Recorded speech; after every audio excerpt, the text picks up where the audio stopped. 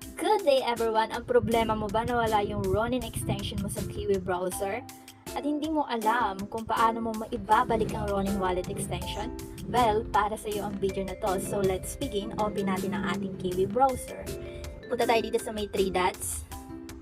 And makikita mo dito wala na yung Ronin wallet extension mo. Ngayon kahit pumunta ka sa may history, pumunta ka sa iyong Ronin wallet history, mababasa mo na naka-block sa Chromium. Ngayon, ang gagawin natin guys, para maibalik natin yung extension natin, kailangan natin i-click yung 3 dots.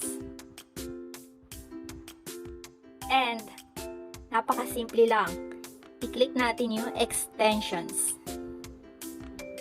Then here, ayan, makikita mo na yung Ronin wallet mo, naka-disconnect siya. So, kailangan naka-allow tong button niya. Yan, i-click mo lang. Ayan, mababasa natin dito na kaya pala naka-block or naka-disconnect yung ating Ronin wallet. Kasi yung bagong version ng Ronin wallet, it requires more permissions. It can now read and change all your data on all website. So, kailangan lang natin i-okay to. There you go. And i-click na natin yung 3 dots again. Ayan, so makikita mo, ayan, naibalik na natin yung ating Ronin wallet extension. Ayan guys, kung nakatulong sa iyo ang video na to, paki-like and subscribe naman. Thank you and have a blessed day.